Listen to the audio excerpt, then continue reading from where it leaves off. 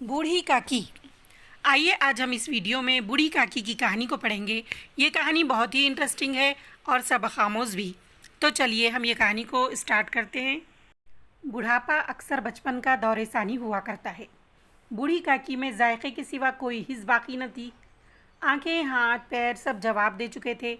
ज़मीन पर पड़ी रहती और जब घर वाले कोई बात उनकी मर्ज़ी के ख़िलाफ़ करते, खाने का वक्त टल जाता या मकदार काफ़ी ना होती या बाज़ार से कोई चीज़ आती और उन्हें ना मिलती तो रोने लगती थी। उनके शौहर को मरे हुए एक ज़माना गुजर गया था। 7 बेटे जवान हो होकर दाग दे गए थे और अब एक भतीजे के सिवा दुनिया में उनका कोई ना था। उसी भतीजे के नाम उन्होंने सारी जायदाद लिख दी थी। उन हजरत ने लिखाते वक्त तो खूब लंबे चौड़े वादे किए थे, लेकिन वो वादे दलालों के सब्ज़ बाग थे। अगरचा उस जायदाद की सालाना आमदनी 150-200 रुपये से कम न थी, लेकिन बूढ़ी काकी को पेट भर रूखा दाना भी मुश्किल से मिलता था। बुधराम को कभी कभी अपनी बेइंसाफ़ी का एहसास होता। वो सोचते कि इस जायदाद की बदौलत मैं इस वक्त भला आदमी बना बैठा हूँ और अगर ज़बानी तशफ़ी से सूरत हाल में कुछ इस्लाह हो सकती तो उन्हें मुतलक दरीग़ ना होता, लेकिन मज़ीद ख़र्च का खौफ उनकी नेकी को दबाए रखता था। उसके बरक्स अगर दरवाज़े पर कोई भला मानुस बैठा होता और बूढ़ी काकी अपना नगमा बेहंगाम शुरू कर देती तो वो आग हो जाते थे और घर में आकर उन्हें डांटते थे। लड़के वालिद का ये रंग देखकर बूढ़ी काकी को और भी दिख करते। सारे घर में अगर किसी को काकी से मोहब्बत थी तो वो बुधराम की छोटी लड़की लाडली थी। लाडली अपने दोनों भाइयों के खौफ से अपने हिस्से की मिठाई या चबीना बूढ़ी काकी के पास बैठकर खाया करती थी। रात का वक्त था। बुधराम के दरवाजे पर शहनाई बज रही थी। आज बुधराम के बड़े लड़के सुखराम का तिलक आया है। ये उसी का जश्न है। घर में मस्तूरात गा रही थीं और रूपा मेहमानों की दावत का सामान करने में मसरूफ़ थी। भट्टियों पर कड़ाव चढ़े हुए थे। एक में पूरियाँ कचौरियाँ निकल रही थी, दूसरे में समोसे। एक बड़े हंडे में मसालेदार तरकारी पक रही थी। घी और मसाले की इश्तिहा अंगेज़ खुशबू चारों तरफ फैली हुई थी। बूढ़ी काकी अपनी अंधेरी कोठड़ी में बैठी हुई थी। ये लज्जत आमेज़ खुशबू उन्हें बेताब कर रही थी। उनकी चश्म ख्याल में पूरियाँ की तस्वीरें नाचने लगी। खूब लाल लाल फूली फूली नर्म नर्म होंगी। एक पूरी मिलती तो ज़रा हाथ में लेकर देखती, क्यों न चलकर कढ़ाव के सामने ही बैठूं। इस तरह फैसला करके बूढ़ी काकी उकड़ू बैठकर हाथों के बल खिसकती हुई बमुश्किल तमाम चौखट से उतरी और धीरे धीरे रेंगती हुई कढ़ाव के पास जा बैठी। रूपा इस वक्त एक सरासीमगी की हालत में थी। कभी इस कमरे में जाती, कभी उस कमरे में, कभी कड़ाव के पास, कभी कोठे पर। बेचारी अकेली औरत चारों तरफ दौड़ते दौड़ते हैरान हो रही थी। झिंझलाती थी, कुड़ती थी, पर गुस्सा बाहर निकलने का मौका न पाता था। इसी कश्मकश के आलम में उसने बूढ़ी काकी को कड़ाव के पास बैठे देखा तो जल गई। गुस्सा न रुक सका। जैसे मेंढक केचुए पर झपटता है, इसी तरह वो बूढ़ी काकी पर झपटी और उन्हें दोनों हाथ से झिंझोड़ कर बोली, ऐसे पेट में आग लगे, पेट है कि आग का कुंड, कोठड़ी में बैठते क्या दम घुटता है? अभी मेहमानों ने नहीं खाया, देवताओं का भोग तक नहीं लगा, तब तक सब्र न हो सका? आकर छाती पर सवार हो गई। भला चाहती हो तो जाकर कोठड़ी में बैठो, जब घर के लोग लगेंगे तो तुम्हें भी मिलेगा। तुम कोई देवी नहीं हो कि चाहे किसी के मुंह में पानी तक न जाए लेकिन पहले तुम्हारी पूजा करे। बूढ़ी काकी ने सर न उठाया, ना रोई ना बोली, चुपचाप रेंगती हुई वहाँ से अपने कमरे में चली गईं। सदमा ऐसा सख्त था कि दिल दो दिमाग की सारी क़ुव्वतें उसी तरफ रुजू हो गई थी। खाना तैयार हो गया। आंगन में पत्तल पड़ गए। मेहमान खाने लगे। बूढ़ी काकी अपनी कोठड़ी में जाकर पछता रही थी कि कहाँ से कहाँ गई। उन्हें रूपा पर गुस्सा नहीं था, अपनी उजलत पर अफसोस था। सच तो है, जब तक मेहमान न खा चुकेंगे घर वाले कैसे खाएंगे? मुझसे इतनी देर भी रहा न गया। अब जब तक कोई बुलाने का ना आएगा ना जाऊंगी। दिल में ये फैसला करके वो खामोशी से बुलावे का इंतज़ार करने लगी। उन्हें एक एक लम्हा एक एक घंटा मालूम होता था। अब पित्तल बिछ गए होंगे। मालूम होता है लोग खाने पर बैठ गए। फिर उन्हें लगा कि बहुत देर हो गई है। क्या इतनी देर तक लोग खा ही रहे होंगे? किसी की बोलचाल सुनाई नहीं देती। ज़रूर लोग खा पी के चले गए, मुझे कोई बुलाने नहीं आया। रूपा चिढ़ गई है, क्या जाने के ना बुलाए। सोचती हूँ क्या आप ही आएंगे, कोई मेहमान नहीं कि बुला कर लाऊं। बूढ़ी काकी चलने के लिए तैयार हुई। उन्होंने दिल में तरह तरह के मंसूबे बांधे, पहले तरकारी से पूरियाँ खाऊंगी, फिर दही और शक्कर से कचौरियाँ रायते के साथ मज़ेदार मालूम होंगी। चाहे कोई बुरा माने या भला, मैं तो मांग मांग कर खाऊंगी। बूढ़ी काकी उकड़ूं बैठकर हाथों के बल खिसकती हुई आंगन में आई।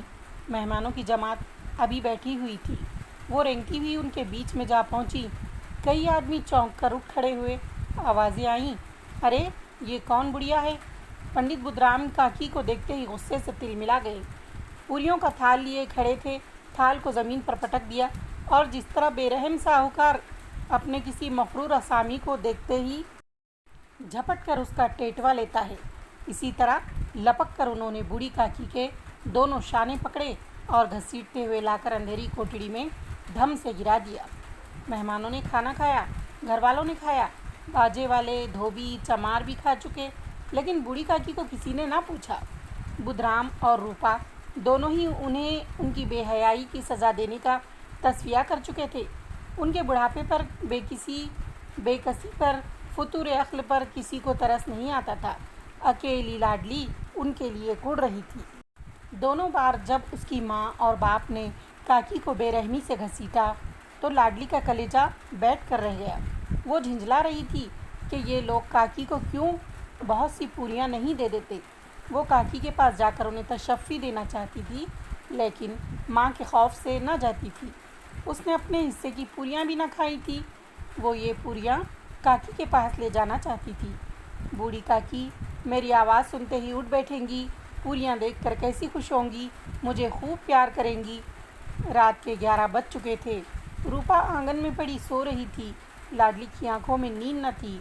काकी को पूरियाँ खिलाने की खुशी उसे सोने न देती थी। जब उसे यकीन हो गया कि अम्मा गाफिल सो रही हैं, तो वो चुपके से उठी, पिटारी उठाई और बूढ़ी काकी की कोठड़ी की तरफ चली। बूढ़ी काकी को महज इतना याद था कि किसी ने मेरे शाने पकड़े। फिर उन्हें ऐसा मालूम हुआ जैसे कोई पहाड़ पर उड़ाए लिए जाता है। उनके पैर बार बार पत्थरों से टकराए, तब किसी ने उन्हें पहाड़ पर से पटक दिया। वो बेहोश हो गईं। यकायक उनके कान में आवाज़ आई, काकी उठो, मैं पूरियाँ लाई हूँ। काकी ने लाडली की आवाज़ पहचानी, चटपट उठ बैठी, दोनों हाथों से लाडली को टटोला और उसे गोद में बिठा लिया। लाडली ने पूरियाँ निकाल कर दी। काकी ने पूछा, क्या तुम्हारी अम्मा ने दी हैं?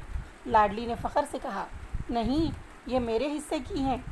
काकी पूरियों पर टूट पड़ी। 5 मिनट में पिटारी खाली हो गई। लाडली ने पूछा, काकी पेट भर गया? जैसे थोड़ी सी बारिश ठंडक की जगह और भी हब्स पैदा करती है, इसी तरह इन चंद पूरियों ने काकी की इश्तिहा और रग़बत को और भी तेज़ कर दिया था। बोली, नहीं बेटी, जाके अम्मा से और मांग लाओ। लाडली ने कहा, अम्मा सोती हैं, जगाऊंगी तो मारेंगी। काकी ने पिटारी को फिर टटोला। उसमें चंद रेज़े गिरे थे, उन्हें निकाल कर खा गई। बार बार होंठ चाटती थी, चटखारे भरती थी। यकायक लाडली से बोली, मेरा हाथ पकड़कर वहाँ ले चलो जहाँ मेहमानों ने बैठकर खाना खाया था। लाडली उनका मंशा न समझ सकी। उसने काकी का हाथ पकड़ा और उन्हें लाकर झूठे पत्तलों के पास बिठा दिया और गरीब भूख की मारी बुढ़िया पत्तलों से पूरियों के टुकड़े चुन चुन कर खाने लगी। दही कितना लजीज था, सालन कितना मज़ेदार, कचौरियाँ कितनी सलोनी, समोसे कितने खस्ता और नर्म। ऐन उसी वक्त रूपा की आँख खुली। उसे मालूम हुआ कि लाडली पास नहीं है। चौंकी, चारपाई के इधर उधर ताकने लगी कि कहीं लड़की नीचे तो नहीं गिर पड़ी। उसे वहाँ न पाकर वो उठ बैठी तो क्या देखती है कि लाडली झूठे पत्तलों के पास चुपचाप खड़ी है और बूढ़ी काकी पत्तलों पर से पूरियों के टुकड़े उठा उठा कर खा रही हैं। रूपा का कलीजा सन से हो गया। ये वो नज़ारा था जिससे देखने वालों के दिल कांप उठते हैं। दर्द और खौफ से उसकी आंखें भर आईं। उसको अपनी खुदगर्जी और बेइंसाफ़ी आज तक कभी इतनी सफाई से नज़र न आती थी। हाय, मैं कितनी बेरहम हूँ, जिसकी जायदाद से मुझे 200 रुपये साल की आमदनी हो रही है। इसकी ये दुर्गत और मेरे कारण, ऐ ईश्वर, मुझसे बड़ा भारी गुनाह हुआ है, मुझे माफ़ कर दो। रूपा ने चिराग जलाया, अपने भंडारे का दरवाज़ा खोला और एक थाली में खाने की सब चीज़ें लिए हुए बूढ़ी काकी की तरफ चली। काकी उठो, खाना खा लो। रूपा ने रिख्खत आमेज़ लहजे में कहा, मुझसे आज बड़ी भूल हुई, उसका बुरा न मानना। परमात्मा से दुआ करो कि वो मेरी ख़ता माफ़ कर दे। भोले भाले बच्चे की तरह जो मिठाइयाँ पाकर मार और घुड़कियाँ सब भूल जाता है, बूढ़ी काकी बैठी हुई खाना खा रही थी। उनके एक एक रोए से सच्ची दुआएं निकल रही थी और रूपा बैठी ये रूहानी नज़ारा देख रही थी।